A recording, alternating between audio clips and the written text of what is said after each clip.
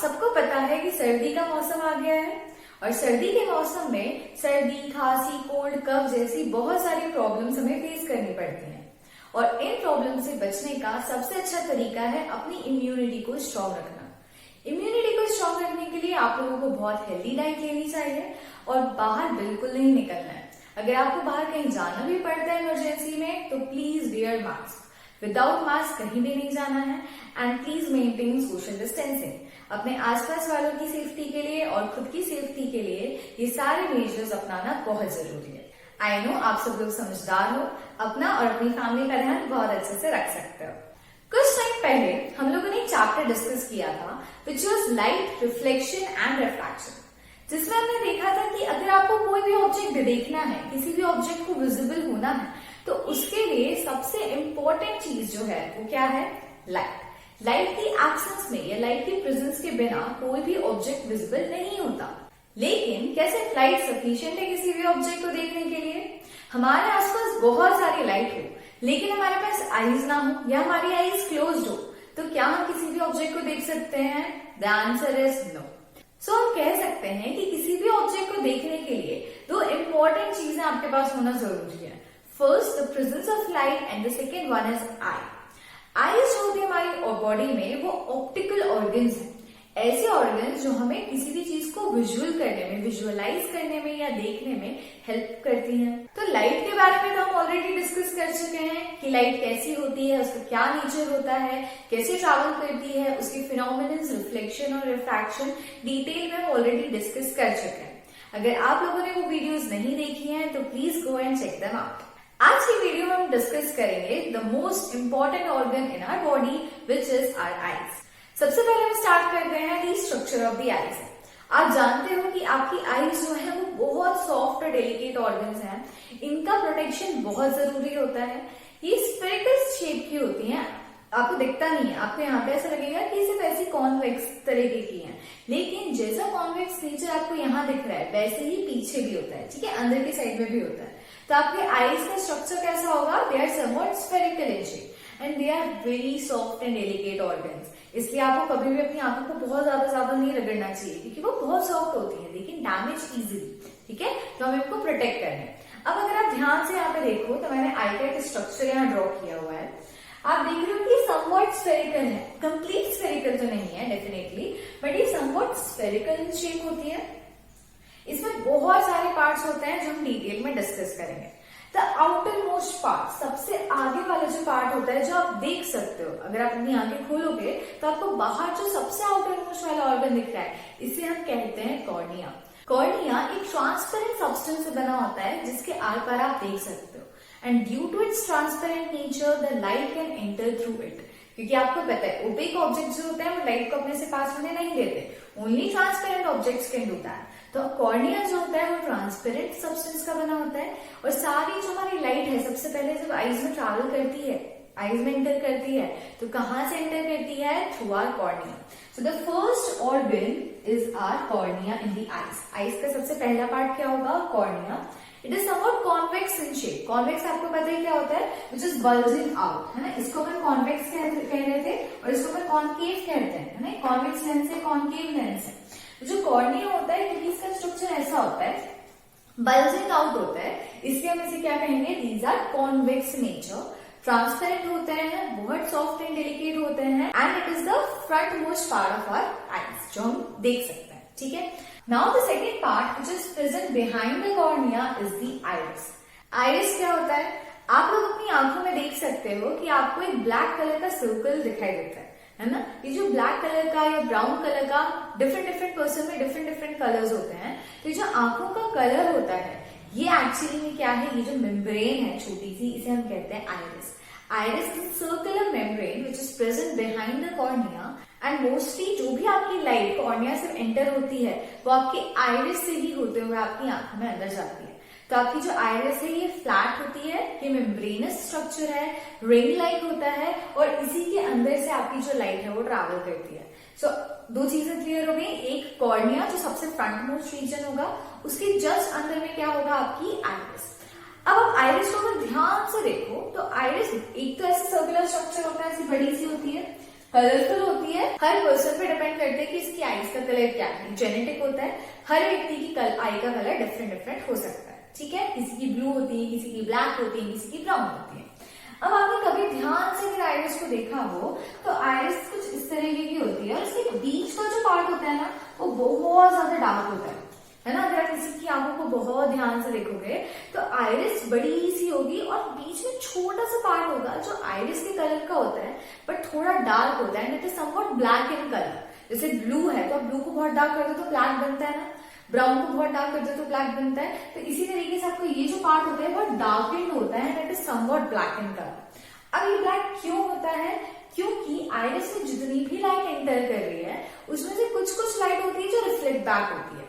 जो light reflect back होगी आपको आइस का कलर वैसा दिखाई देगा, लेकिन ये जो पार्ट होता है किसी भी लाइट को रिफ्लेक्ट नहीं करता।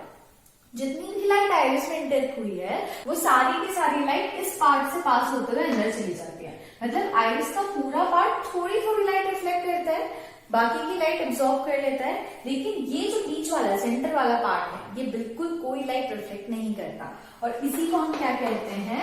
प्यूपिल। This part is called as pupil which is dark part, ठीक है। ये तीन पार्ट आप लोग अपने आंखों में विजिबल कर सकते हो, आपका आउटर में दिखाई देते हैं। आप कॉर्निया देख सकते हो, आप आइरिस देख सकते हो और आप प्यूपिल देख सकते हो। अब इसके बाद के जितने भी ऑर्गन्स है ना वो आपकी आंखों में पीछे की साइड में होते हैं, इसलिए आप उन्हें नहीं देख सकते। अब बात करते हैं प्यूपिल के बाद अपने नेक्स्ट ऑर्गन की, जो हमारे आईज का सबसे ज्यादा इंपॉर्टेंट पार्ट है which is the eye lens. अगर लेंस नहीं होगा तो हमारी जो लाइट है जो एंटर कर रही है वो कन्वर्ज नहीं हो पाएगी, वो किसी एक पॉइंट पे मीट नहीं करेगी। और आप जानते हो कि अगर लाइट मीट करती है तभी इमेज फॉर्मेशन होता है। हम लास्ट चैप्टर में ऑलरेडी ये चीज पढ़ चुके हैं कि किसी भी ऑब्जेक्ट की इमेज फॉर्मेशन थ्रू कॉन्केव और कॉन्वेक्स लेंस किस तरीके से होती है and position of the object कैसे आपकी पोजीशन ऑफ द इमेज को चेंज करता है। आपकी जो इमेज है उसका डिस्टेंस आपके ऑब्जेक्ट के पोजीशन पर डिपेंड करता है। तो आप जानते हो कि जो आपकी आईज है उसका जो लेंस है वो तो ये रहेगा और जो इमेज है वो कहाँ पे बननी चाहिए? आपके रेटिना में। यहाँ पे एक और मेम्ब्रेनस स्ट्रक्चर होता है which is called as retina. ये स्क्रीन की तरह काम करता है जहाँ पे इमेज बनती है। तो आपको पता है कि जो रेटिना है ये फिक्स्ड है। इमेज अगर रेटिना पे फॉर्म होगी तभी विजुअलाइज होगी, तभी आप उसे देख सकते हो। अगर रेटिना पे नहीं बनेगी तो आप उस ऑब्जेक्ट को देख नहीं सकते। तो इसके लिए आपको पता है कि इमेज का जो पोजीशन है वो फिक्स है। इमेज जो है वो तो यही बननी चाहिए, इमेज की पोजीशन चेंज नहीं हो सकती। लेकिन क्या आपका ऑब्जेक्ट हमेशा एक ही जगह पे होता है? कि एक चौक है तो क्या हमेशा यही रहेगी कि यहाँ भी जा सकती है, यहाँ भी जा सकती है? लेकिन इसकी पोजीशन चेंज होने के साथ साथ क्या मुझे इसकी इमेज नहीं दिख रही है? मैंने इसकी पोजीशन चेंज करी तो इमेज की पोजीशन भी चेंज होगी। इमेज की पोजीशन चेंज होगी तो रेटिना तो मूव नहीं कर रहा ना, रेटिना तो वहीं का वहीं है, तो फिर इमेज कैसे बन रही है? तो आपको पता होना चाहिए कि हमारे जो आई लेंस होते हैं ना इसकी बहुत इंपॉर्टेंट और स्पेशल प्रॉपर्टी है। ये स्पेशल प्रॉपर्टी क्या है कि they can change their shape. Shape change करने का मतलब है ऐसा नहीं होता कि कॉन्वेक्स है तो कॉनकेव हो जाते हैं या कुछ हो जाता है, नहीं। कॉन्वेक्स है तो कॉन्वेक्स ही रहते हैं क्योंकि इनका काम कन्वर्जेंस ही होता है, लेकिन ये अपना साइज चेंज कर सकते हैं, ये बड़े और छोटे हो सकते हैं। मतलब कि ये अपनी फोकल लेंथ को चेंज कर सकते हैं। अब आपको पता है कि जैसे ही फोकस चेंज हो जाएगा, फोकल लेंथ चेंज होगी तो भी आपका जो ऑब्जेक्ट का डिस्टेंस है और इमेज का डिस्टेंस है वो चेंज हो जाएगा। इस वजह से आपका ऑब्जेक्ट कितना भी दूर हो, इंफिनिटी पे भी हो, आप स्टार्स होते हैं कितनी दूर होते हैं, लेकिन फिर भी आप स्टार्स को देख पाते हो ना। तो वो क्यों देख पाते हो? क्योंकि आपके आई लेंस अपने साइज और शेप को थोड़ा सा चेंज कर सकते हैं। अपनी फोकल लेंथ को बढ़ा लेंगे तो आपको अपनी इमेज रेटिना पे मिल जाएगी, और अगर कम कर देंगे तो आपको अपनी इमेज रेटिना पे मिल जाएगी। तो ऑब्जेक्ट का डिस्टेंस जैसे जैसे चेंज हो रहा है, वो दूर जाए या पास जाए, इसके बेसिस पे हमारे जो लेंस होते हैं ये अपनी पोजिशन को चेंज करके इमेज फॉर्मेशन में हेल्पफुल होते हैं। तो आपको समझ में आया कि जो लेंस है ये नॉर्मल लेंस से बिल्कुल अलग है। मैनमेड लेंस जितने भी आपने देखे होंगे वो अपना फोकल लेंथ चेंज नहीं कर सकते। एक बार आपने जो बना दिया वो बना दिया, लेकिन आई के जो लेंस है ये सोचो नेचर ने कितना सोच समझ के चीजों को बनाया है। क्या कोई चीज दूर है या पास है उसको देख पाओ, अच्छे से देख पाओ, इसलिए उसने लेंस को फ्लेक्सिबल रखा है। ठीक है, ना अब नेक्स्ट की बात करें, नेक्स्ट हमारा ऑर्गन है रेटिना। मैंने ऑलरेडी आपको बता दिया है कि आपके आई के बैक में एक मेम्ब्रेनस स्ट्रक्चर होता है। ये मेम्ब्रेनस स्ट्रक्चर स्क्रीन की तरह काम करता है कि लाइट जो भी ट्रैवल करके आएगी वो इस रेटिना पे मीट करेगी। ये रेटिना सेंसिटिव होता है टुवर्ड्स लाइट और इमेज फॉर्मेशन आपका कहाँ होगा, इसी रेटिना के ऊपर। इस रेटिना में कुछ स्पेशल सेल्स होते हैं जिसे हम कहते हैं रॉड्स एंड कोन्स। इन्हें हम डिटेल में डिस्कस करेंगे क्या होते हैं, बट अभी आप इनका नाम याद रखिए कि rods and cones these are sensitive towards light, और जो भी लाइट अंदर ट्रैवल कर रही है उससे जो भी इमेज बन रही है तो ये सेल्स रेटिना की हेल्प करते हैं to for the formation of the images. अब नेक्स्ट ऑर्गन है हमारे सीलियरी मसल्स। अब जैसे कि मैंने आपको बताया कि जो आई लेंस है ये फ्लेक्सिबल है, ये अपना शेप को चेंज कर सकता है, लेकिन शेप को ये चेंज कैसे करेगा, खुद से तो करेगा नहीं, कोई तो हेल्प करेगा ना इसकी। तो ये जो मसल्स होते हैं ना यही हेल्प करते हैं। तो आपके जो आई लेंस की शेप चेंज हो रही थी वो किसके थ्रू होगी, आपके सीलियरी मसल्स के थ्रू। ये सीलियरी मसल्स आई लेंस की शेप को चेंज करने में हेल्प करते हैं। नेक्स्ट है हमारे सस्पेंसरी लिगामेंट्स। ये सस्पेंसरी लिगामेंट्स भी क्या होते हैं, आई लेंस से और सीलियरी मसल से कनेक्टेड होते हैं और इनका भी सेम फंक्शन है। इसके बाद हमने रेटिना देख लिया। Retina is sensitive towards light, जो भी इमेज फॉर्मेशन होगा वो हमारे रेटिना के ऊपर होगा। लेकिन आपका जो रेटिना होता है वो यहां से लेके पूरे यहां तक होता है। इसका एक पार्ट जो होता है ना वो एक ब्रेक होता है, ब्रेक होके वहां से कुछ नर्व फाइबर्स निकलती हैं। इन नर्व फाइबर्स को हम बोलते हैं ऑप्टिक नर्व्स। ये ऑप्टिक नर्व्स क्या करेंगी, आपके जितने भी सेंसेशंस हैं वो सेंसेशंस रेटिना से एक्वायर करेंगी, इसे गेन करके, और ये कहां तक ले जाएंगी, आपके ब्रेन तक। आपका ब्रेन सेंस करेगा कि अच्छा ये इमेज बन रही है और फिर आपको सिग्नल्स भेजेगा कि हाँ आप देख सकते हो। आपने देखा है कभी कभी कुछ लोग देख नहीं सकते, दे आर ब्लाइंड। तो जो ब्लाइंड लोग होते हैं जरूरी नहीं है कि उनकी आई में डिफेक्ट होता है, हो सकती है उनकी आईज बहुत अच्छी हो, लेकिन अगर उनकी ऑप्टिक नर्व डैमेज है तो इमेज फॉर्मेशन रेटिना पे हो तो रहा है लेकिन ब्रेन उसे सेंस नहीं कर पाता। अब क्योंकि ब्रेन सेंस ही नहीं कर पा रहा तो ब्रेन को ऐसा लगता है कि इमेज बनी ही नहीं, तो लोग देख नहीं पाते। तो इसके लिए आपको पता होना चाहिए कि जो ऑप्टिक नर्व है वो भी बहुत इंपॉर्टेंट रोल प्ले करेंगी। सारे सेंसेस यहाँ से एक्वायर करके ब्रेन तक ले जाएंगी, ब्रेन उसको सेंस करेगा और फिर आपको बताएगा कि ये इमेज बन रही है या नहीं बन रही है, इसका कलर कैसा है, शेप कैसा है, साइज कैसा है, वो सब आपको ब्रेन बताता है। अब आप देख रहे हो कि रेटिना के जिस पार्ट से ऑप्टिक नर्व निकल रहे हैं, ये जो पार्ट होता है आपका, इसमें एक इतना सा पार्ट होता है जिसे हम कहते हैं ब्लाइंड स्पॉट। अब इसे ब्लाइंड स्पॉट क्यों कहा जाता है, क्योंकि मैंने आपसे क्या कहा, जो रेटिना होता है वो सेंसिटिव होता है टुवर्ड्स लाइट, लाइट को सेंस कर सकता है, लेकिन जहां से ऑप्टिक नर्व्स निकलती हैं वो वाला जो पार्ट होता है वो इनसेंसिटिव होता है टुवर्ड्स लाइट, लाइट को फील नहीं कर पाता। अब क्योंकि वो लाइट को फील नहीं कर पाता इसलिए वो ब्लाइंड होता है, और वो ब्लाइंड होता है वो एक स्पॉट की तरह है, इसलिए हम उसे क्या कहते हैं, ब्लाइंड स्पॉट। तो आई होप आपको इतना पार्ट क्लियर हुआ हो। Cornea, iris, then pupil, lenses, ciliary muscles, ligaments, retina, retina में रॉड्स एंड कोन्स हम डिस्कस करेंगे, ब्लाइंड स्पॉट, ऑप्टिक नर्व्स। इसके अलावा आप देख रहे हो कि आपकी जो आईज है ना दो पार्ट्स में डिवाइडेड है। एक फ्रंट पार्ट दिख रहा है आपको ये वाला, और एक आपको बैक पार्ट दिख रहा है ये वाला। जो फ्रंट पार्ट होता है ना, इन दोनों में लिक्विड फिल्ड होता है। ये लिक्विड जो होता है आपकी आईज को एकदम शॉक से या ड्राइनेस से प्रिवेंट करता है। एकदम अगर आपकी आंख में कुछ झटका लगा है, कुछ लगा, तो आपकी आंखें डैमेज ना हो जाए, श्रिंक ना हो जाए, वो अपने शेप में बनी रहे, इसके लिए यहाँ पे लिक्विड फिल्ड होता है। And this liquid is called as aqueous humour and vitreous humour. जो आपका फ्रंट पार्ट होगा इसको आप कहते हो एक्विस ह्यूमर, ठीक है, और जो आपका बैक पार्ट होता है उसको आप कहते हो विट्रियस ह्यूमर। दोनों में लिक्विड फिल्ड है, बट जो फ्रंट में लिक्विड है उसे हम कहते हैं एक्विस ह्यूमर, एंड जो बैक में लिक्विड फिल्ड है that is called as vitreous humour. I hope आपको स्ट्रक्चर ऑफ दी आई पूरा क्लियर हुआ हो। इसको आप फील कर सकते हो कि आपकी आंखें एक्चुअल में ऐसी होती है। साइंस तब तक इंटरेस्टिंग नहीं होता जब तक आप इसको अपनी डेली लाइफ में इमेजिन ना करो। जब आप इसको अपनी डेली लाइफ में फील करने लगते हो कि हाँ ये ऐसा होता है, ये ऐसा होता है, हम देख सकते हैं, तब हमें इंटरेस्ट आना खुद ब खुद शुरू हो जाता है। The science is all about imagination and the facts which are already present। या तो आपको चीजें विजिबल होती हैं या फिर आप उनको थोड़ा इमेजिन करके फील करते हो कि ऐसा होता हो। तो आई का फ्रंट पार्ट तो आप देख सकते हो, बैक पार्ट आप नहीं देख सकते, तो आप इमेजिन कर सकते हो कि यहाँ पे पीछे ऐसा कुछ होता होगा, क्यूरियोसिटी आएगी अगर आपके दिमाग में, तो आपका इंटरेस्ट भी धीरे धीरे इंक्रीज होगा साइंस में। तो आई होप आप लोगों को structure of the human eye समझ में आया। फिर भी कोई डाउट है तो I will explain it to you. अब अगर हम वर्किंग की बात करें कि हमारी जो आईज है वो कैसे काम करती हैं, तो मैंने आपको बताया कि क्या होगा। सबसे पहले मान लो आपके पास में एक ऑब्जेक्ट है, आपकी आंखों के सामने एक ऑब्जेक्ट खड़ा हुआ है और आपको पता है कि ये जो पूरा का पूरा ऑब्जेक्ट है ये इनॉर्मस अमाउंट ऑफ लाइट अपने में से रिफ्लेक्ट करेगा। मेरे हेड से लेके टो तक बहुत सारी लाइट रिफ्लेक्ट हो रही है, ठीक है। तो हम इमेजिन करते हैं कि हेड से एक लाइट जा रही है और एक टो से एक लाइट जा रही है। ये जो लाइट है ये सबसे पहले आपकी कॉर्निया से पास होगी, ठीक है। कॉर्निया ट्रांसपेरेंट है तो कंप्लीट पैसेज होगा लाइट का। इसके बाद ये जो लाइट है ये पास होगी आपकी आइरिस एंड प्यूपल से। आपकी जो आइरिस और प्यूपल है ये कंट्रोल करती है the amount of light which is getting inserted in your eyes. आपकी आंखों में कितनी अमाउंट ऑफ लाइट जानी चाहिए या कितनी नहीं जानी चाहिए, इसको कौन कंट्रोल करेगा? हमारी आइरिस और प्यूपल।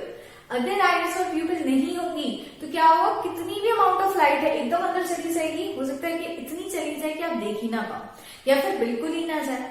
तो कितनी जानी चाहिए ताकि आप कोई भी ऑब्जेक्ट को विजिबल कर सको, कोई भी ऑब्जेक्ट आपको दिखे, है ना। देखने के लिए क्या होना चाहिए? सफिशिएंट अमाउंट ऑफ लाइट जरूरी है, ना बहुत ज्यादा ना बहुत कम। तो ये जो आइरिस एंड प्यूपिल है ये कंट्रोल करता है दी पैसेज ऑफ दी आईज। जब आपके आसपास लाइट बहुत सारी हो तो आईज नहीं चाहती कि इतनी सारी लाइट आपकी आंखों में एंटर करे, तो आपकी आंखें क्या होती है, थोड़ी सी श्रिंक हो जाती है। अगर आपने ध्यान से कभी आप देखो लाइट अगर बहुत ज्यादा है तो आप क्या करते हो, थोड़ी ऐसे कर लेते हो ना, ऐसे ऐसे करते हैं ताकि लाइट एकदम अंदर ना जाए।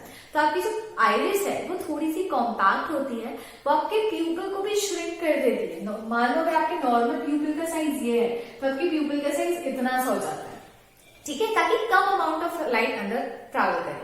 और मान लो अंधेरा है, लाइट बिल्कुल नहीं है, आपको देखना है, तो फिर आपकी आइरिस क्या होंगी, थोड़ी सी एक्सपैंड होंगी। तो मान लो आपका जो प्यूपिल है उसके अंदर प्यूपिल का साइज नॉर्मल ये है तो हो सकता है थोड़ा और बड़ा हो जाए, ठीक है। आपके नॉर्मल साइज से थोड़ा सा इसका साइज इंक्रीज हो जाएगा ताकि ज्यादा अमाउंट ऑफ लाइट अंदर ट्रैवल कर सके और आपको दिखे, क्योंकि अंधेरा है, आपको दिख ही नहीं रहा है। आप चाहते हो कि आपको कुछ दिखे तो उसके लिए क्या होगा, आपकी जो प्यूपिल है वो बड़ी हो जाएगी। बड़ी होगी तो क्या होगा, ज्यादा अमाउंट ऑफ लाइट अंदर जाएगी तो आप किसी भी चीज को देख सकते हो।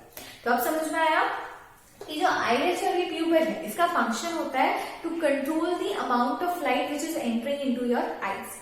कितनी जानी चाहिए, ज्यादा है, कम जानी चाहिए, कम जानी चाहिए तो प्यूपिल श्रिंक हो जाता है। और अगर कम लाइट है और आप चाहते हो कि ज्यादा लाइट अंदर ट्रैवल करे तो आपकी जो प्यूपिल होती है वो थोड़ी सी एनलार्ज हो जाएगी ताकि ज्यादा लाइट अंदर जाए और आपको चीजें अच्छे से क्लियरली देख पाओ।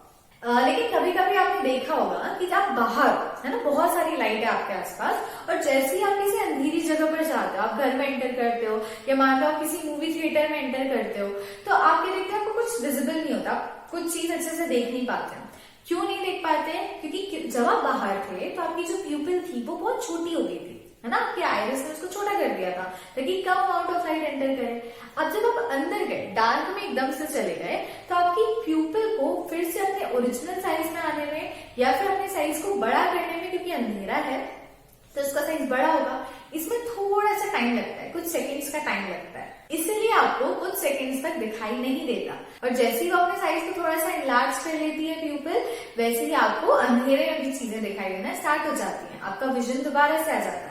इसी तरीके से अगर आप अंधेरे में हो और आप एकदम से लाइट में जाते हो तो आपको एकदम से ऐसा लगता है, शॉक टाइप का लगता है, आपकी आंखों को, आपकी आंखें बंद हो जाती हैं, आपको लगता है पापा कितनी सारी लाइट अंदर एंटर कर गई।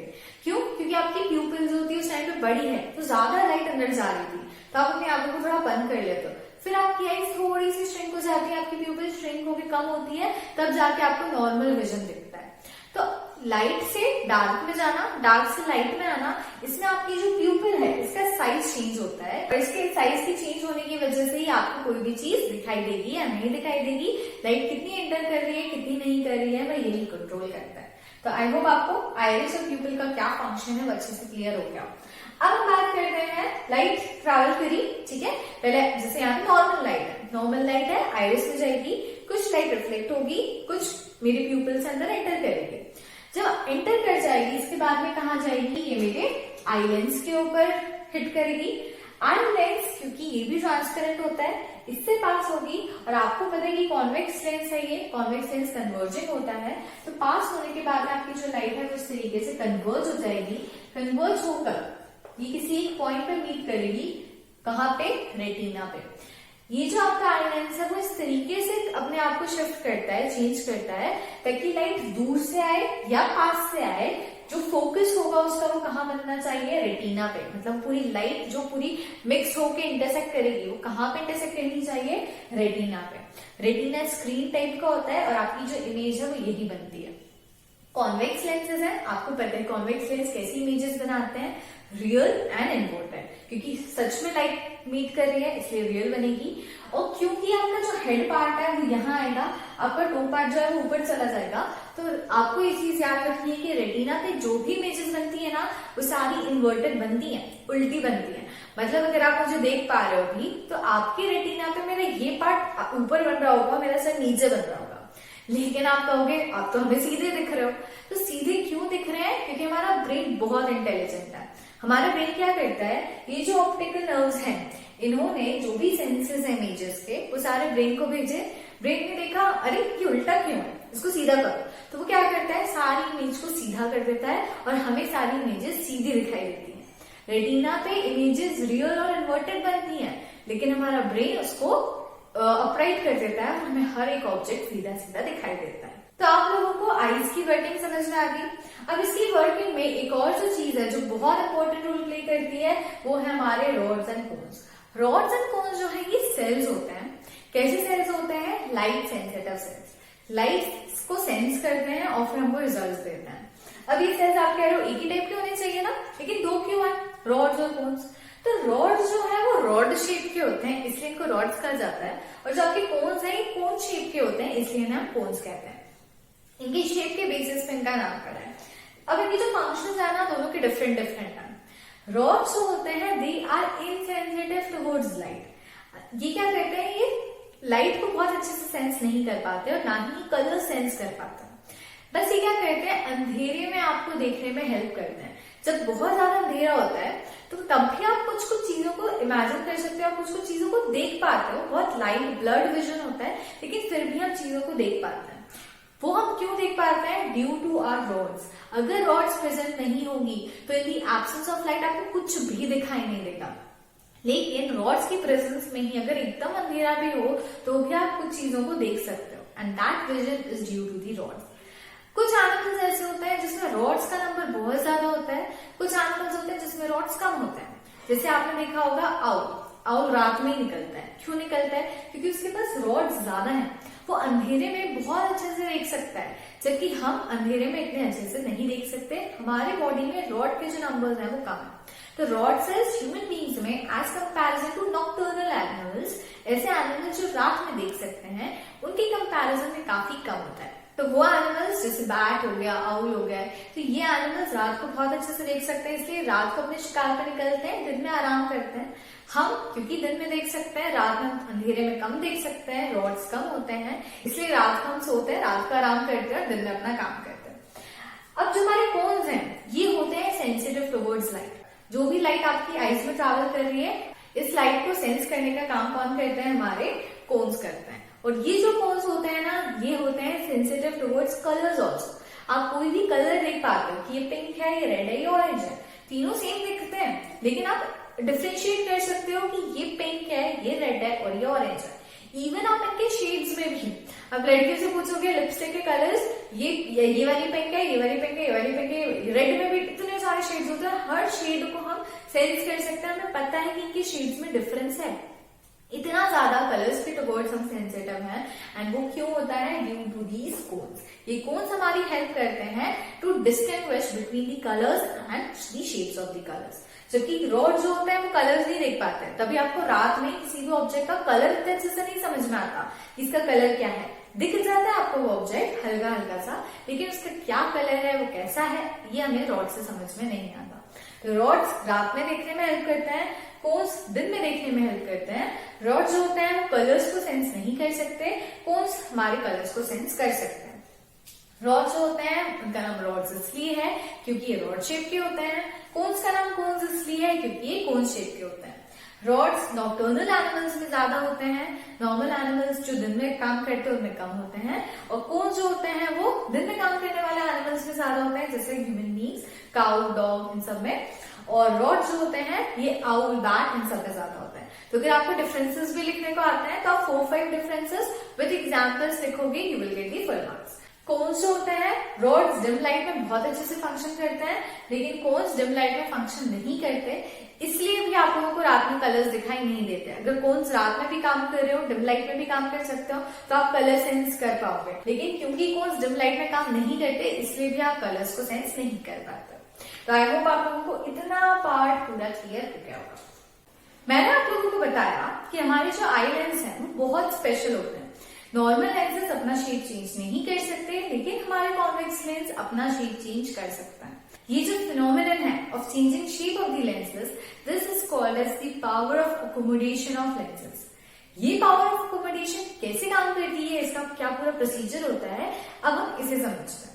मान लो कि आपकी आईज के सामने कोई भी ऑब्जेक्ट प्रेजेंट है, मान लो एक ऐसा ऑब्जेक्ट है, ठीक है। अब इस ऑब्जेक्ट से बहुत सारे लाइट्स निकल रहे हैं। मान लो कि इसके हेड से 2 रेज ऑफ लाइट निकल, वैसे इनफाइनाइट रेज ऑफ लाइट निकलती है, लेकिन हम इमेजिन करते हैं कि अभी सिर्फ 2 लाइट निकल रही है। अगर इस तरीके से सिर्फ 2 लाइट ट्रैवल करके आएंगी तो आप क्या देख रहे हो, कैसी है, ये जो रे ऑफ लाइट्स हैं एक दूसरे से दूर ट्रैवल कर रही है ना। दूर जाती हुई लाइट्स कैसी होती है, डाइवर्जिंग लाइन्स होती है। पास आती हुई लाइन्स कैसी होती है, कन्वर्जिंग होती है। तो ये लाइन्स कैसी है, डाइवर्जिंग है, दूर जाती है। अभी जब दूर जाती हुई लाइन्स आपकी आंखों के अंदर आएंगी तो आपका जो लेंस है, ये तो कॉन्वेक्स लेंस है ना, इस तरीके का लेंस है। मान लो ये जो लाइट है वो इस तरीके से ट्रैवल कर रही है, ऐसे आ रही है, तो यहाँ पर इसकी जो कन्वर्जिंग पावर है अगर वो कम है, अगर मेरा जो लेंस है इसकी कन्वर्जिंग पावर अगर कम होगी तो ये क्या करेगा, इसको बहुत दूर जाकर और कन्वर्ज कर पाएगा, ठीक है, बहुत दूर। हो सकता है कि मेरा रेटिना ये हो और जो कन्वर्जेंस आ रहा है वो रेटिना के इतने पीछे आ रहा है, बट क्या हमें ये चाहिए, इसकी अगर कन्वर्जिंग पावर लो होगी और जो इमेज है वो रेटिना के पीछे बनेगी, तो क्या हमारा रेटिना इसे सेंस कर पाएगा, बिल्कुल नहीं कर पाएगा। तो हमारा जो लेंस है कैसा होना चाहिए, इस केस में हमारे लेंस को बहुत ज्यादा कन्वर्जिंग होना चाहिए, इतना ज्यादा कन्वर्जिंग हो ताकि वो इतने पीछे ना जाके ये जो लाइट है इसको यहाँ पर ही इंटरसेक्ट करने में हेल्प करे, इतना कन्वर्ज कर दे कि वो रेटिना पे आके इंटरसेक्ट करे, ना कि रेटिना के पीछे जाके इंटरसेक्ट करे। तो इस केस में क्या होगा, अगर मेरा जो लेंस है वो नॉर्मल रह गया, उसने अपना शेप चेंज नहीं किया, तो इमेज फॉर्मेशन पॉसिबल नहीं होगा, और अगर वो अपना शेप चेंज करेगा तब जाके यहाँ पे पॉसिबल होगा। सिमिलरली मान लो कि रे ऑफ लाइट है जो बहुत दूर से ट्रैवल कर रही है, और दूर से आने वाली लाइट कैसी होती है, दूसरे से पैरेलल होती है। अब पैरेलल रे ऑफ लाइट अगर मेरी आईज में ट्रैवल करेगी और मेरा जो आई लेंस है वो बहुत ज्यादा कन्वर्जिंग है, जैसे यहाँ पे हो रहा था, इसकी कन्वर्जेंस पावर अगर कम होगी तो ये कम कन्वर्ज करेगा तो लाइट बहुत दूर जाके मिलेगी, और अगर इसकी कन्वर्जिंग पावर ज्यादा होगी तब ये रेटिना पे मीट करवाएगा। इस केस में क्या है, ये डाइवर्जिंग रेज थी ना, ये ऑलरेडी दूर जा रही थी, इनको पास करना था, इस पर ज्यादा फोर्स लगानी थी, इसको ज्यादा कन्वर्ज करने की जरूरत थी, बट यहाँ पे क्या है, लाइट जो है वो पैरेलल ट्रैवल कर रही है, ये दूर नहीं जा रही एक दूसरे से, तो इनको अगर मुझे कन्वर्ज करना है और अगर मेरा जो आई लेंस है वो जल्दी कन्वर्ज कर दे, मान लो ये मेरा रेटिना है, इसने इसकी कन्वर्जिंग पावर बहुत अच्छी है, इसने फटाफट से कन्वर्ज कर दिया, तो हो सकता है कि जो लाइट है वो यहीं पे मीट करे और आपकी जो इमेज है वो यहीं बन जाए रेटिना पे बनने की वजह। तो रेटिना से अगर पहले भी इमेज बनती है आपकी, तो भी क्या होगा, हमारा जो इमेज है वो नहीं बन पाएगी, हमें वो ऑब्जेक्ट विजिबल नहीं हो पाएगा, हम उस ऑब्जेक्ट को नहीं देख पाएंगे। देखने के लिए उसका रेटिना पे बनना बहुत जरूरी है। तो फिर क्या करना पड़ेगा, इसकी कन्वर्जिंग पावर को थोड़ा सा कम करना पड़ेगा, क्योंकि बहुत कन्वर्जिंग है। मैं चाहती हूँ इतनी जल्दी कन्वर्ज मत करो, थोड़ा टाइम लो। थोड़ा टाइम लोगे तो क्या होगा, हो सकता है ये थोड़ा टाइम ले, लाइट्स को यहाँ तक भेजे और फिर वो रेटिना पे मीट करे, तब जाके आपका इमेज फॉर्मेशन हो पाए। इतना क्लियर हुआ। लाइट्स अगर दूर है तो उनको पास करना है तो आपको ज्यादा कन्वर्ज करना है। लाइट्स अगर पास है तो आपको क्या करना है, उसको थोड़ा टाइम लगाना है कन्वर्ज करने में, ताकि वो लाइट्स रेटिना तक पहुंच पाए, रेटिना से पहले या रेटिना के बाद में ना जाए। तो इसको करने के लिए, क्योंकि लाइट तो हर कहीं से आ रही है ना, कहीं से डाइवर्जिंग आ रही है, कहीं से पैरेलल आ रही है, हो सकता है कहीं से कन्वर्जिंग लाइट ही आ रही हो, बहुत दूर से आ रही हो, तो हो सकता है कि वो कन्वर्जिंग ही आ रही हो, तो मैं चाहती हूँ कि मैं और ज्यादा नॉन कन्वर्जिंग हो जाए। तो क्या करना है इस केस में, आपका लेंस अगर फिक्स्ड हो, आपका लेंस अपना शेप चेंज नहीं करेगा, तो फिर यही होगा कि कुछ इमेज आगे बनेगी, कुछ इमेज पीछे बनेगी, कुछ इमेज रेटिना पर बनेगी। जो रेटिना पे बनेगी वो तो दिख पाएगी, जो आगे या पीछे बनेगी वो नहीं दिख पाएगी। तो इसलिए मदर नेचर ने हमसे कहा कि आप लोगों को कंफ्यूज होने की या घबराने की जरूरत नहीं है। मैं ऐसा नहीं होने दूंगी कि आपको कुछ दिख रहा है कुछ नहीं दिख रहा, वरना तो आप गाड़ी चला रहे हो, एक गाड़ी दिख रही है दूसरी गाड़ी नहीं दिख रही और एक्सीडेंट हो गया, है ना। आप चल रहे हो, आपको एक ऑब्जेक्ट दिख रहा है दूसरा नहीं दिख रहा, आप टकरा गए, कुछ भी हो सकता है ना। तो हमें सब कुछ विजिबल होना चाहिए, हमको सब कुछ दिखना चाहिए। तो हमें सब कुछ कब दिखेगा, जब हमारे आई लेंस अपना शेप चेंज करके ज्यादा कन्वर्ज हो और कम कन्वर्ज हो, डिपेंडिंग अपॉन द सिचुएशन। यहाँ पे कन्वर्जिंग पावर बहुत ही कम थी, तो यहाँ बढ़ाने की जरूरत थी कि जल्दी कन्वर्ज हो जाए।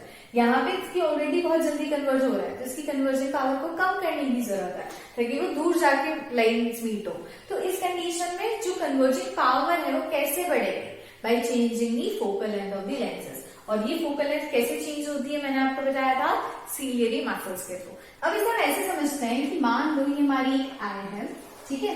इस आई पे यहाँ पे लगा हुआ है हमारा लेंस, जो कि सस्पेंसरी लिगामेंट से कनेक्टेड है, और यहाँ पे कुछ सीलियरी मसल्स हैं जो इसको कंट्रोल करती हैं, ठीक है। इस तरीके से आप इमेजिन करो, ये सीलियरी मसल्स है, suspensory ligament and this is our lens. अब क्या होगा, मान लो कि आपका जो ऑब्जेक्ट है वो क्या था, बहुत दूर से आ रहा है, ठीक है। इसकी रेज कैसी है, पैरेलल है ना। पैरेलल रेज होती है तो कैसी होती है, बहुत दूर से आप इमेजिन कर सकते हैं इन्फिनिटी से कोई एक ऑब्जेक्ट आ रहा है। अब इन्फिनिटी से आएगा तो क्या होगा, इसकी अगर हमारा जो लेंस है नॉर्मल होगा, तो मैंने आपको बताया था क्या होगा, रेटिना के सामने ही बन जाएगा। रेटिना के सामने बन गया मतलब इसकी कन्वर्जिंग पावर भी बहुत ज्यादा है। मैं चाहती हूँ कि इसकी कन्वर्जिंग पावर कम हो जाए। कन्वर्जिंग पावर कम होने के लिए इस लेंस को कैसा होना पड़ेगा, थोड़ा सा थिन होना पड़ेगा। आपको पता है कि थिन लेंसेज की जो फोकल लेंथ होती है वो ज्यादा होती है और इसकी जो कन्वर्जिंग पावर होती है बहुत कम होती है। तो हम क्या करेंगे, हमारे जो सीलियरी मसल्स हैं ये क्या होंगी, ये रिलैक्स हो जाएंगी, ठीक है। सीलियरी मसल्स विल रिलैक्स, वो रिलैक्स होंगी, तो उनके रिलैक्स होने से क्या होगा, जो सस्पेंसरी लिगामेंट्स है ना ये टाइट हो जाएंगे। ये टाइट हो गए अगर, तो ये लेंस को अपनी तरफ खींचेंगे। नॉर्मली अगर आपका लेंस इस तरीके का था, ये ऐसा लेंस है आपका, सीलियरी मसल्स जो थे वो रिलैक्स हुए, उनके रिलैक्स होने से सस्पेंसरी लिगामेंट्स टाइट हुए, उन्होंने इसको खींचा और खींचने से क्या हो जाएगा, इसका शेप ऐसा हो जाएगा, ठीक है। आपका जो लेंस है वो थोड़ा सा थिन हो गया।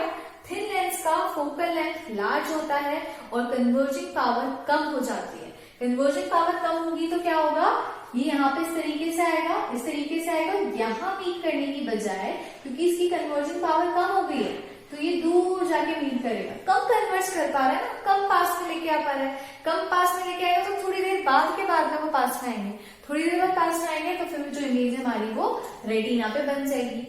अब आप दूसरा केस लो, दूसरे केस में मान लो ये आपका ऑब्जेक्ट था, ये इस तरीके की आपकी लाइट्स को डाइवर्जेंट लाइंस दे रहा था, और मान लो कि ये आपकी आई है ना, ये आई है, यहाँ पे आपका लेंस लगा हुआ है जो कि सस्पेंसरी लिगामेंट से कनेक्टेड है, और यहाँ पे आपकी सीलियरी मसल्स है जिसने इसको कंट्रोल किया हुआ है, ठीक है।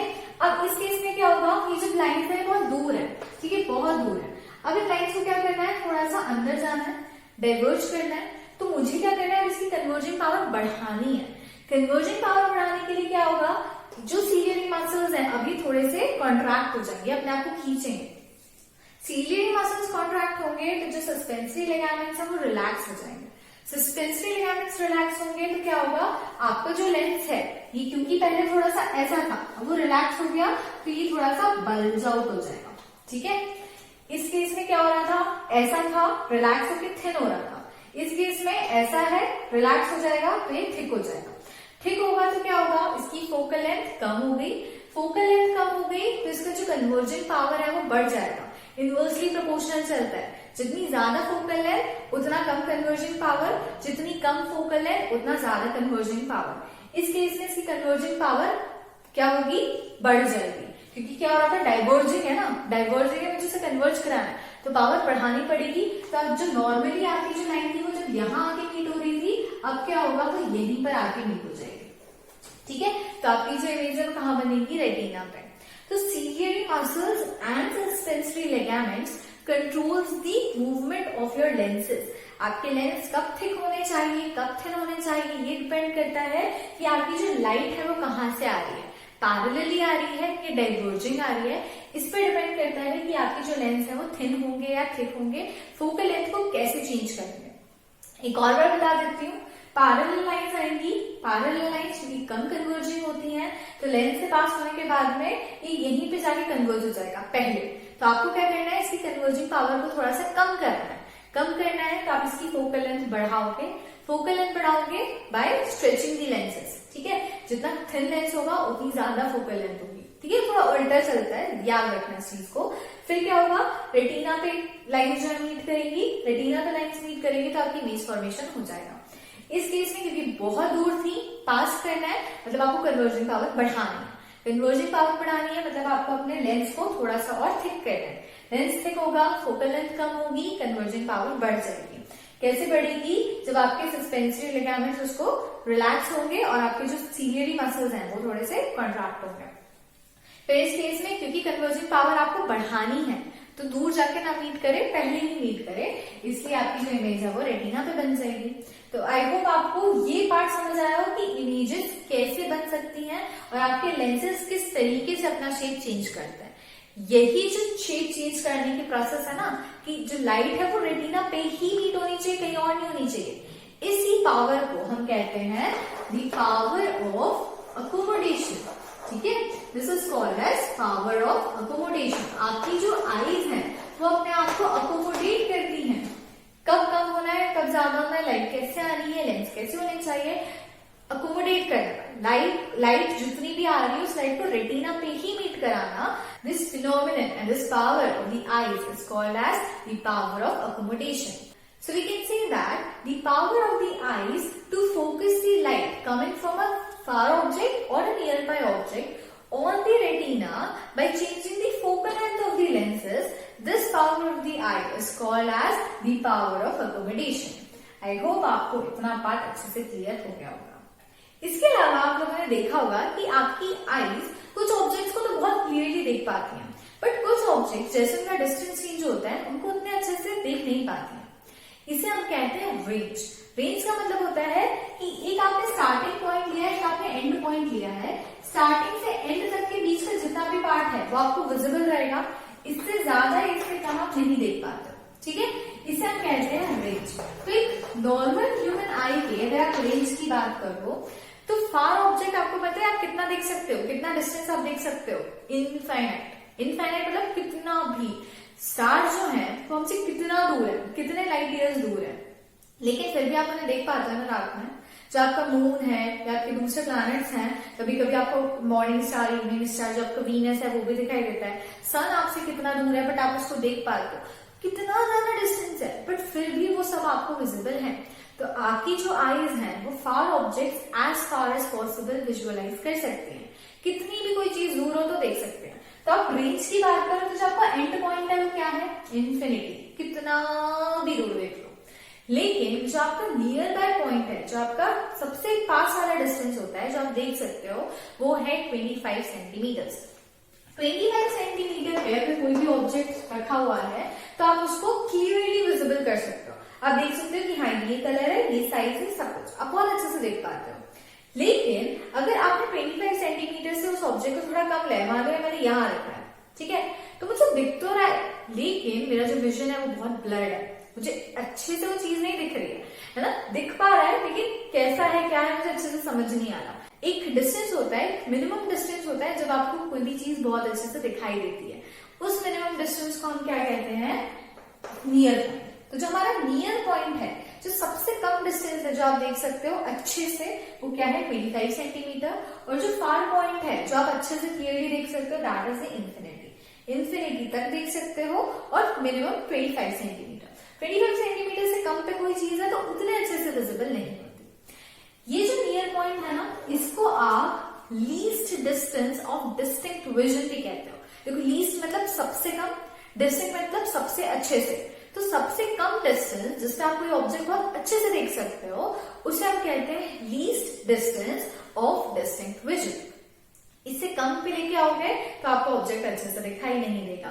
तो फार पॉइंट क्लियर हुआ, सबसे दूर वाला पॉइंट जो आप देख सकते हो, नियर पॉइंट जो सबसे कम डिस्टेंस है जो आप अच्छे से देख सकते हो, जिसको हम least distance of distinct vision कहते हैं। Least distance of distinct vision human beings का, नॉर्मल ह्यूमन बींग्स का कितना होता है 25 सेंटीमीटर्स। फार पॉइंट होता है हमारा इन्फिनिटी। सो 25 टू इन्फिनिटी क्या है, रेंज ऑफ ह्यूमन आई, इतना हम देख सकते हैं। तो हमने देखा कि जो आईज होती हैं कितना इंपॉर्टेंट रोल प्ले करती हैं, कितने अच्छे से मदर नेचर ने उसको कंस्ट्रक्ट किया है कि हम हर एक ऑब्जेक्ट को अच्छे से देख सकें। लेकिन आजकल आप लोग देख रहे हो ना, हम टीवी, मोबाइल और इतनी सारी चीजें इतना ज्यादा यूज करते हैं कि हर एक बच्चे को चश्मा लगा हुआ है ना। आपको दिख रहा होगा अपने आसपास में बहुत कम ऐसे लोग होते हैं जिनको चश्मे नहीं लगे, ऑलमोस्ट सभी को स्पेक्टिकल्स लगे होते हैं। तो स्पेक्स लगने क्यों होते हैं, क्योंकि आपकी जो आईज है वो अच्छे से काम नहीं कर रही है। मतलब जो आईज को करना चाहिए, चीजें विजुअलाइज करनी चाहिए, उतने अच्छे से हम विजुअलाइज नहीं कर पा रहे। तो हमारी आईज किसी भी ऑब्जेक्ट को अच्छे से विजुअलाइज क्यों नहीं कर पाती, due to some defects. Human beings में आईज में total 3 types of defects observe करने को मिलते हैं। The first one is myopia, second one is hypermetropia and third one is presbyopia. सबसे पहले हम डिस्कस करते हैं first type of defect which is myopia. Myopia को हम शॉर्ट साइटेडनेस भी बोलते हैं, है ना। आप लोगों ने ये चीज सुनी होगी, this is also called as short sightedness. ठीक है, अब पहले बहुत सारे बच्चे क्या करते हैं, तो मैं उनसे पूछती हूँ कि मायोपिया क्या होता है, तो क्या बोलते हैं पास का दिखाई नहीं देता। पास का दिखाई क्यों नहीं देता, क्योंकि इसका नाम क्या है, शॉर्ट साइटेडनेस है। लेकिन ये शॉर्ट साइटेडनेस है, शॉर्ट साइटेड लेस नहीं है, है ना। मायोपिया से कई बार लोगों को लगता है आपको पास का दिखाई नहीं देता, आपको दूर का दिखाई देता है, उसको हम शॉर्ट साइटेडनेस बोलते हैं। ऐसा नहीं है। शॉर्ट साइटेडनेस मतलब कि आप पास का अच्छे से देख सकते हो, लेस नहीं है ना, नेस है। नेस मतलब कोई चीज हो सकती है। तो शॉर्ट साइटेडनेस मतलब पास का, आपकी जो पास की साइट है, पास का जो विजुअल है वो क्लियर है, दूर का जो डिस्टेंस का विजुअल है वो क्लियर नहीं है। आप दूर का नहीं देख सकते बट आप पास का देख सकते हो। मतलब कि मान लो जैसे कि आपकी आई है, ठीक है, दिस इज योर आई, ये है आपका लेंस, ठीक है। अब मान लो कि कोई एक ऑब्जेक्ट है जो बहुत पास में रखा हुआ है, पास में रखा है, हम इसे एक पॉइंट से नोट कर सकते हैं। ये जो है ये क्या कर रहा है, डाइवर्जिंग रेस भेज रहा है, डाइवर्जिंग रेस भेज रहा है। ठीक है, करे यहाँ से जाके थोड़ी सी कन्वर्ज हो रही है, यहाँ पे जाके और ज्यादा कन्वर्ज हो जाएगी और आपके रेटिना पे मीट कर रही है। शॉर्ट साइटेडनेस मतलब पास का ऑब्जेक्ट आपको दिखाई दे रहा है, पास का ऑब्जेक्ट कैसा होता है, डाइवर्जिंग रेस देता है, रेटिना पे फोकस कर पा रहा है ना। मतलब आपको जो लेंस है वो अपने आप को इस तरीके से अकोमोडेट करा हुआ है कि वो पास के ऑब्जेक्ट्स को देख सकता है। लेकिन मान लो इसी की जगह मैंने कोई एक ऑब्जेक्ट है जो बहुत दूर रखा हुआ है, ठीक है, मेरा लेंस है, ऑब्जेक्ट दूर है, मतलब क्या होगा, कैसी रेज आएंगी, पैरेलल रेज आएंगी। और पैरेलल रेज कैसी होती है, ये डाइवर्जिंग थी ना, ये पैरेलल है। अब पैरेलल रेज जैसे अंदर ट्रैवल करेंगी तो इसको क्या हो जाना चाहिए था, इसको थोड़ा सा थिन होना चाहिए।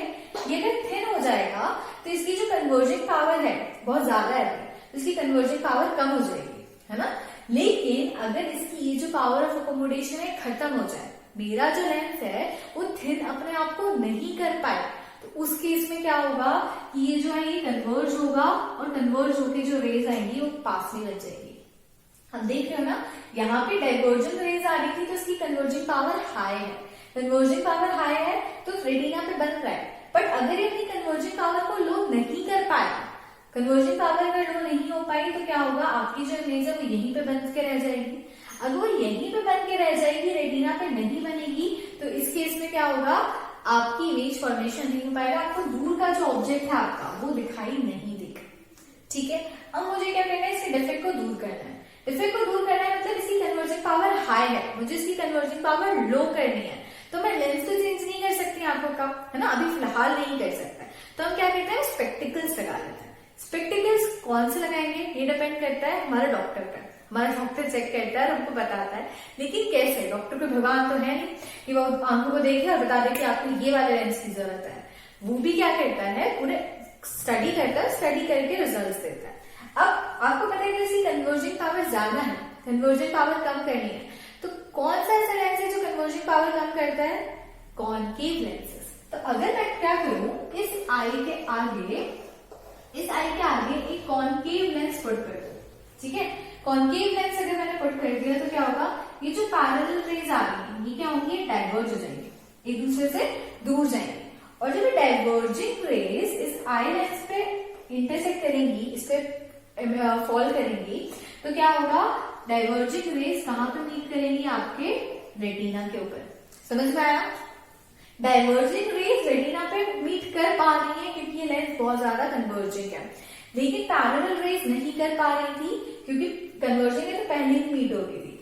लेकिन इसके आगे जब मैं कॉन्केव लेंस लगा दूं तो कॉन्केव लेंस इस रे को क्या करेगा, ऑलरेडी डाइवर्ज कर देगा।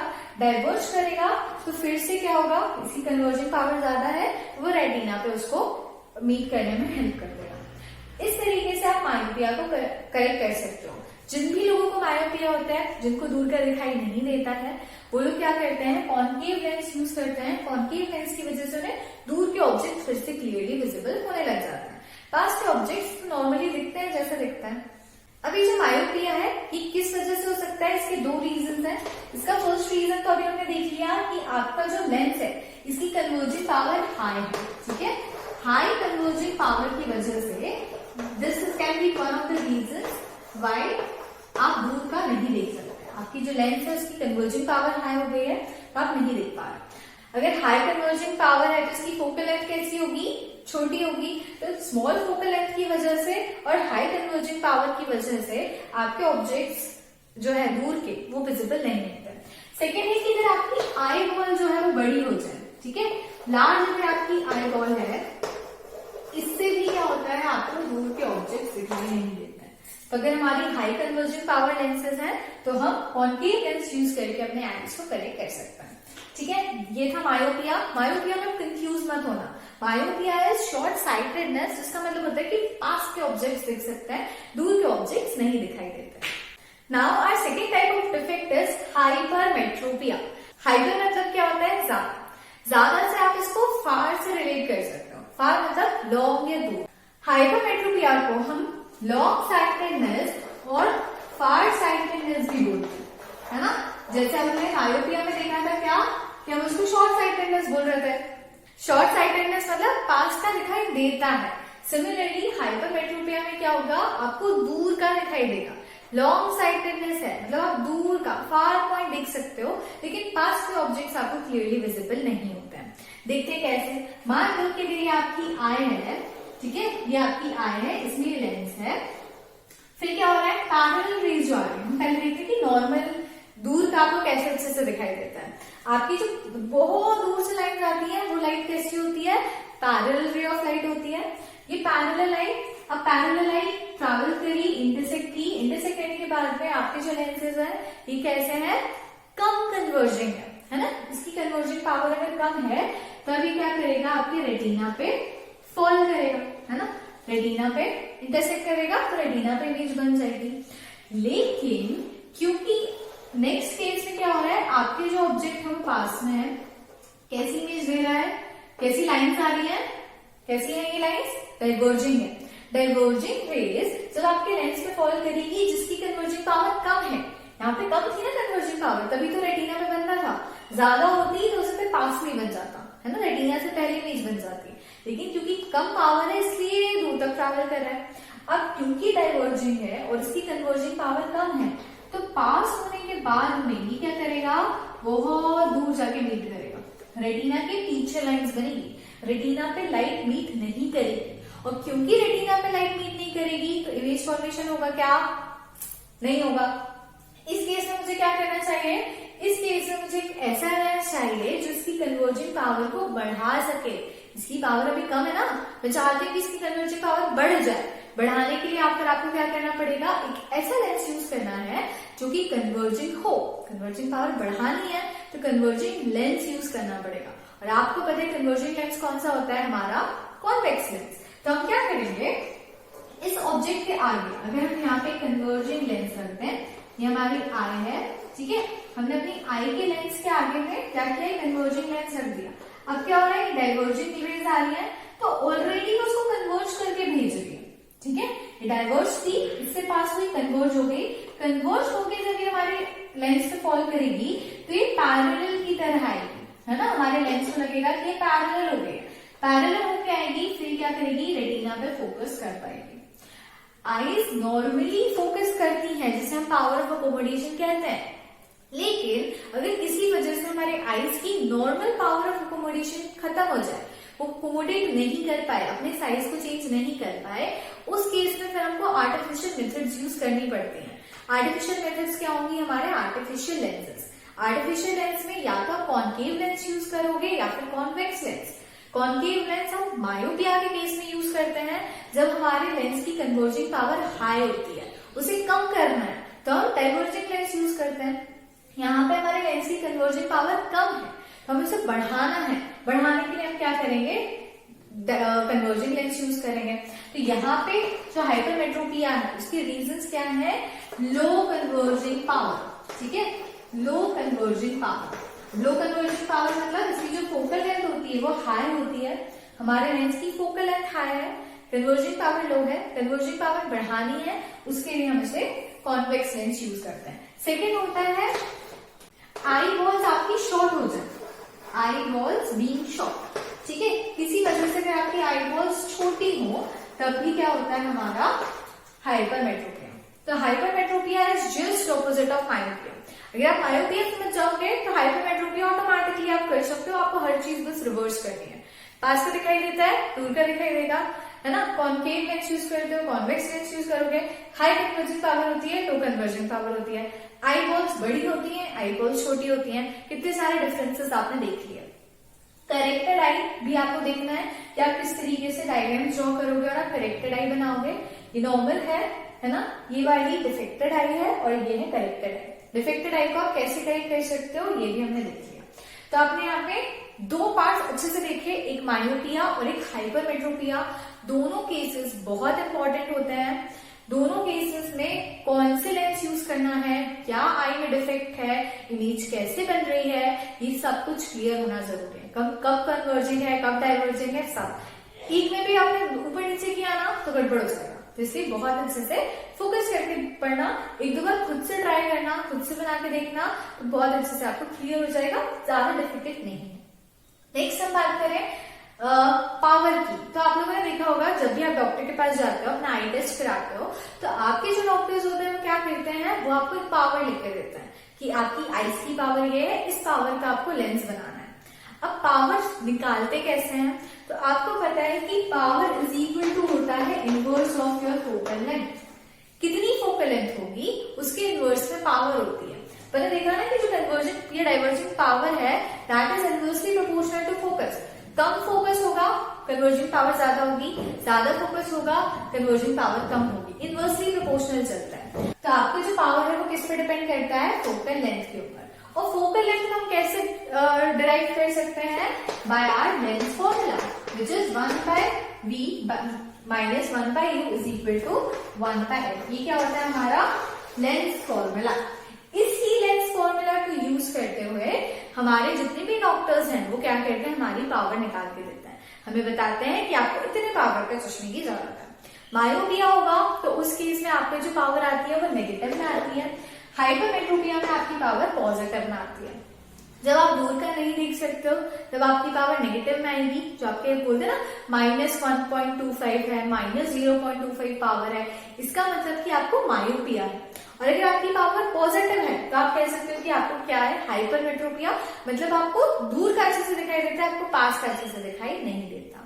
इतना क्लियर हो गया। पावर हम निकालते हैं इस फॉर्मूले से, इससे आप फोकल लेंथ निकालोगे, जो इनवर्स ऑफ फोकल लेंथ आएगा वही आपकी पावर होगी। पावर अगर नेगेटिव है तो आपको मायोपिया है, मतलब आपको कॉन्केव लेंस लगा हुआ है। और अगर आपकी पावर पॉजिटिव है इसका मतलब आपको हाइपरमेट्रोपिया है, आपको कॉन्वेक्स लेंस लगेगा। ठीक है, आपको मायोपिया और हाइपरमेट्रोपिया क्लियर हो गया। अब थर्ड जो डिफेक्ट हमारा वो क्या था, प्रेस बायोपिया। प्रेस बायोपिया नॉर्मली नहीं होता है ना, जैसे मैं अगर अभी कम एज की हूं तो ऐसा नहीं हुआ कि मुझे प्रेस बायोपिया हो जाए। Presbyopia is a combination of myopia as well as hypermetropia. जब आपको ना तो दूर का अच्छे से दिखाई दे ना ही आपको पास का अच्छे से दिखाई दे तब हम उसे कहते हैं प्रेस बायोपिया। प्रेस बायोपिया ओल्ड एज के साथ आता है। जैसे जैसे हम बड़े होते जाते हैं, जैसे जैसे हमारी एज बढ़ती जाती है तो हमारी आई की जो पावर है, लेंस की पावर है, वो धीरे धीरे धीरे धीरे कम होते जाती है। तो आपने देखा होगा जो ओल्ड एज वाले लोग होते हैं वो दूर का भी नहीं देख पाते और पास का भी नहीं देख पाते, तो उनके लिए जो स्पेक्स यूज होते हैं ना वो होते हैं बाइफोकल लेंसेज। बाय मतलब टू, फोकल मतलब फोकस, ठीक है। उनकी दो फोकस होते हैं, या उनकी जो फोकल लेंथ होती है उसमें दो फोकल लेंथ यूज करनी पड़ती है।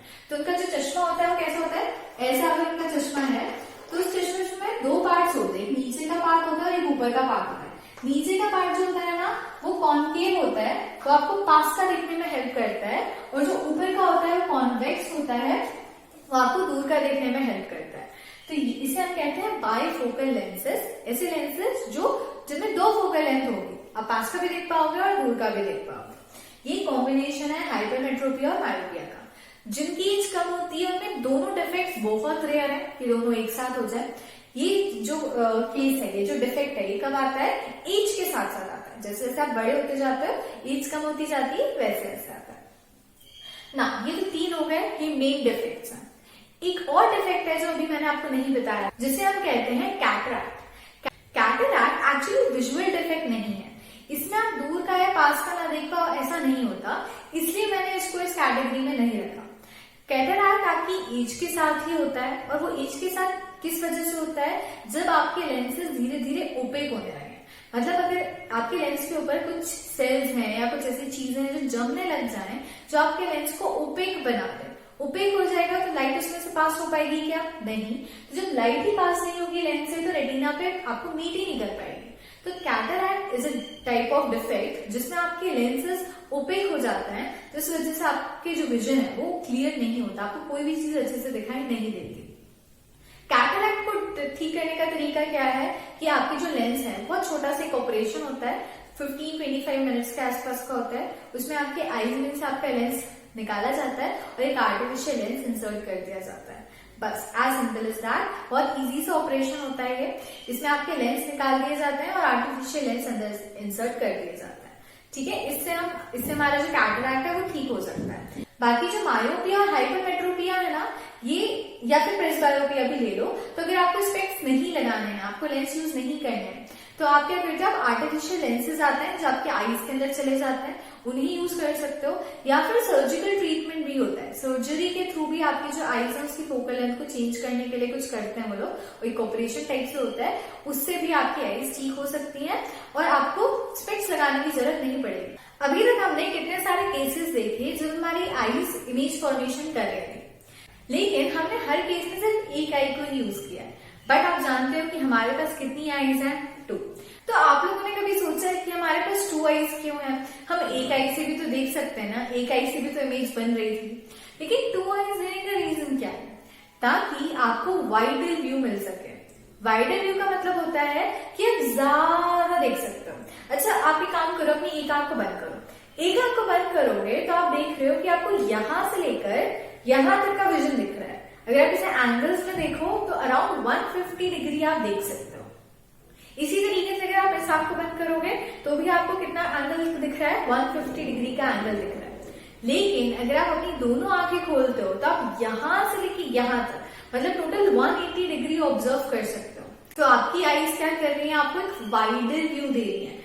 2 आईज की वजह से आप 30 डिग्री एक्स्ट्रा देख सकते हो। यहाँ से कोई आ रहा है, यहाँ से कोई आ रहा है, कुछ भी है, तो आपका व्यू जो होगा वो वाइडर हो जाएगा, जो कि एक आई से पॉसिबल नहीं है। लेकिन हमारी क्या है, फ्रंट आईज है, हम सिर्फ इतना पार्ट देख सकते हैं। लेकिन कुछ एनिमल्स में आपने देखा होगा कि जो आईज होती है वो यहाँ होती है ना, जैसे रैबिट है, डियर होता है। तो ये एनिमल्स ऐसे हैं जो कि प्रेज है। प्रे मतलब इनके ऊपर प्रेडेटर से अटैक के चांसेस बहुत ज्यादा रहते हैं कि कोई भी इन पर अटैक कर दे और इनको खा ले, तो इनको भी तो अपना प्रोटेक्शन करना है ना, इसलिए इनकी आंखें साइड में होती हैं ताकि ये पूरा का पूरा व्यू देख सके।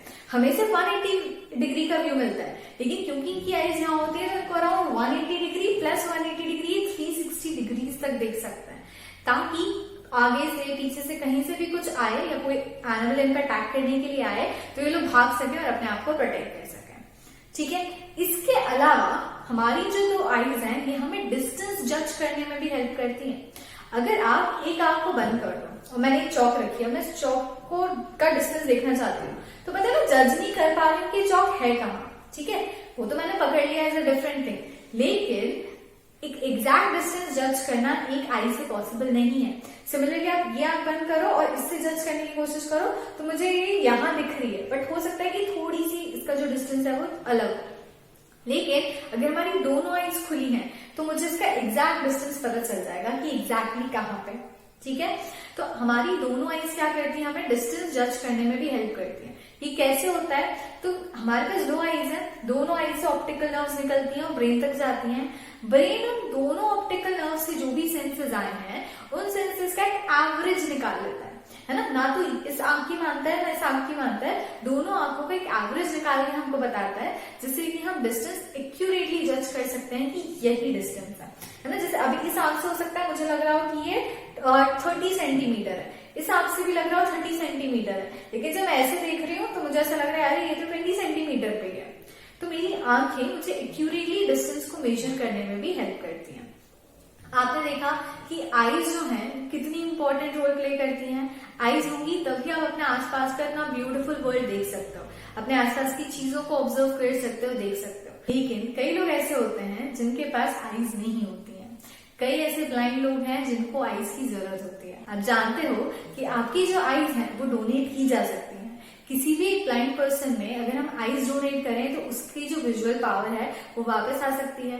बहुत सारे मिसकंसेप्शंस हैं आई डोनेशन को लेकर कि आईज जो है वो आपका चेहरा खराब कर देती हैं या अगले जन्म में आपको आईज नहीं मिलेंगी अगर आपने डोनेट कर दिया तो, जबकि ऐसा कुछ भी नहीं होता है। अगर आपने एक एफर्ट किया जिससे अगर आपने अपनी आईज किसी को डोनेट करी तो हो सकता है कि आपकी आंखों से किसी और की जिंदगी में रोशनी आ सके। तो आज गॉड फॉरबिड ऐसा नहीं होना चाहिए, but in case if we die तो हम ये प्लेज लेते हैं कि हमारी आंखें एक किसी जरूरतमंद को डोनेट की जा सके ताकि उसकी जिंदगी में भी कलर्स आ सके। इसके लिए आप क्या कर सकते हो, आप अपने किसी भी आसपास के हॉस्पिटल में जाके ये प्लेज लिखवा सकते हो, डॉक्यूमेंट साइन कर सकते हो कि अगर इन केस डेथ होती है हमारी या किसी की भी, तो अगर उस व्यक्ति की मर्जी है तो हम उसकी आईज को डोनेट कर सकते हैं। आईज डोनेट करने के लिए किसी भी पर्सन की डेथ होने के 4 to 5 आवर्स के अंदर ही आपको डॉक्टर्स को बुलाना होता है ताकि वो घर पे आके या फिर हॉस्पिटल में आईज निकाल सके और किसी और व्यक्ति को डोनेट कर सके। आईज से किसी भी तरीके का नुकसान नहीं होता है, प्लस आई डोनेट करने से कोई भी डिजीजेस ट्रांसमिट नहीं होती हैं। जैसे कहा जाता है ना कि ब्लड प्रेशर का अगर कोई पेशेंट है, डायबिटीज का कोई पेशेंट है, उसकी आईज अगर आपने किसी नॉन डायबिटीज पेशेंट को डोनेट कर दी तो ये डिजीज ट्रांसमिट होती है, ऐसा कुछ नहीं होता है ना। ये भी सारे क्या है, मिसकंसेप्शंस है। लेकिन हाँ, कुछ कम्युनिकेबल डिजीजेस होती हैं, जैसे अगर किसी को कैंसर था, हेपेटाइटिस बी सी था, ल्यूकीमिया था, इस तरह की कोई अगर डिजीज थी तो फिर आपको आईज डोनेट नहीं करना चाहिए, इससे कम्युनिकेबल डिजीजेस स्प्रेड हो सकती हैं। लेकिन अगर नॉन कम्युनिकेबल डिजीजेस हैं तो आईज डोनेट करने से वो स्प्रेड नहीं होगी। तो हम कोई भी आईज किसी भी पर्सन को डोनेट कर सकते हैं। इन केस अगर आईज में कोई डिफेक्ट है जिससे किसी व्यक्ति को डोनेट नहीं कर सकते हैं या किसी व्यक्ति की ऐसी किसी डिजीज से डेथ हुई है जो कम्युनिकेबल थी तो वो डोनेट नहीं हो सकती, लेकिन फिर हम उसको कॉलेजेस में या मेडिकल हॉस्पिटल्स में बच्चों को सिखाने के लिए या ट्रेन करने के लिए आईज यूज की जा सकती है। तो हम ये प्लेज ले सकते हैं कि अगर इन केस, वैसे नहीं होना चाहिए, बट इन केस अगर हमारी डेथ होती है तो हम अपनी आईज को डोनेट करने का एक प्लेज ले सकते हैं ताकि किसी और की जिंदगी में खुशियां आ सके। तो आज हमने देखा द ह्यूमन आई, उसका स्ट्रक्चर, उसका फंक्शन, उसकी वर्किंग, किस तरीके से काम होता है, अगर डिफेक्ट्स हैं तो डिफेक्ट्स किस तरीके से ट्रीट किए जा सकते हैं। आई होप आपको इतना पूरा पार्ट क्लियर हो गया होगा।